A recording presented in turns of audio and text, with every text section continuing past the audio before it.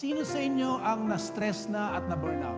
Trabaho, eskwela, relationships, asawa, biyenan, churchmate, ministry leader. When you are weak, that's when you need strength. When you're at the end of your rope, all the more you need God and His heavenly food. How often do we feed our spirits, our souls? How much food do we give to our spiritual side?